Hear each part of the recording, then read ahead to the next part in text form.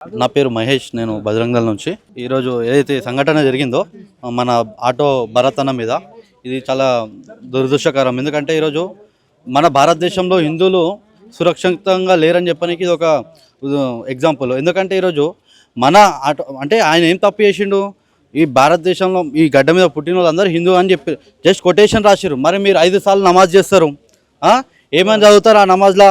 కేవలం మా దేవుడే గొప్ప, మా దేవుడిని మించిన దేవుడు లేదని చెప్పేసి మీరు 5 సార్లు నమాజ్ చేస్తారు.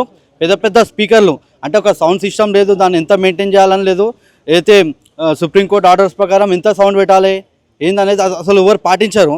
అయినా కూడా మేము ఎప్పుడు అబ్జెక్షన్ చేయలే. సరేలే కలిసి మెలిచి ఉంటారు కదా అని చెప్పేసి కేవలం కొటేషన్ రాసి ఇంతగానో మీకు ప్రాబ్లం వచ్చిందా? ఈరోజు చూసుకుంటే హిందువుల మీద ఏ విధంగా దాడులు జరుగుతున్నాయి.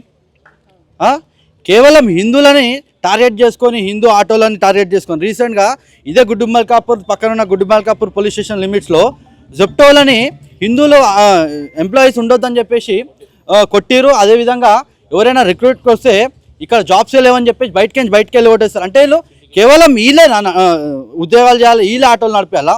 ఏమంటాడు వాడు? రాత్రి కంప్లైంట్ ఇంటికి వచ్చి ఒక వీడియో చూసినాం, వనపడితే ఆటో వీడు ఎట్లా నడుస్తా చూస్తా అని చెప్పేసి మాట్లాడుతుండు. మరి రోహింగాస్ ఎక్కడో బంగ్లాదేశ్ నుంచి, పాకిస్తాన్ నుంచి ఇక్కడ వచ్చి భారతదేశంలో మరి బతుకురు. వాళ్ళ మీద ఏంద్రా వైపు మీ ప్రతాపం? కేవలం ఇక్కడ మన భారతదేశుడు, మన తెలంగాణ వాసి ఇక్కడ ఏదో జీవితం బతుకుదామని వస్తే ఆయన మీద దౌర్జన్యం మా గరీబోని మీద. ఈరోజు హిందూ సమాజం మొత్తం ఆలోచిస్తుంది. హిందువులు ఊకునే పరిస్థితి సహించాం మేము. మా హిందువుల మీద దాడులు జరిగితే మేమైతే సహించలేదు.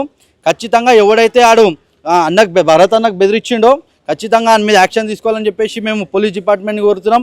యావత్ ఆటోలు ఎవరైతున్నారో ఇప్పటి నుంచి రాసుకోండి, ఈ గడ్డ మీద పుట్టినోడు ప్రతి ఒక్కడు హిందూ అని చెప్పేసి నేను మీ మీడియా ద్వారా నేను తెలియజేస్తున్నా. ప్రతి బండి మీద, ప్రతి ఆటో మీద, ప్రతి వెహికల్ మీద మనం రాపించుకుందాం. ఎవడు ఆపుతాడో చూద్దాం. మరి ఏ డిపార్ట్మెంట్ ఆపుతామో మనం కూడా చూద్దామని చెప్పేసి ఈరోజు నేను అందరికీ పిలిపిస్తున్నాను, కోరుతున్నా కూడా. ప్రతి ఒక్కళ్ళు ఈ గడ్డ మీద పుట్టినోడు ప్రతి ఒక్కడు హిందూ అని రాపియండి.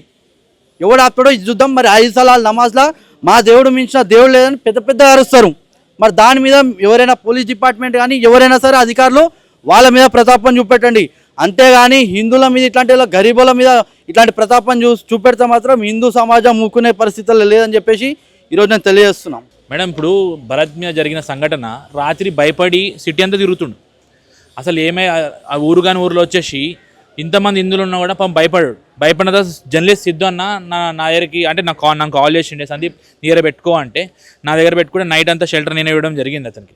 షెల్టర్ ఇచ్చిన తర్వాత నైట్ మొత్తం వైరల్ అయింది. ఇప్పుడు ఒక ఆటో మీదనే ఇట్లా రాసుకుంటే ఈ రకంగా దాడి చేస్తే వీళ్ళు ప్రతి ఆటో మీద కల్మా రాసి పెట్టుకుంటారు. అల్లా ఈజ్ ఎటర్నల్, అల్లానే మొత్తం అదని, అల్లా ఈజ్ ఓన్లీ గాడ్ అని.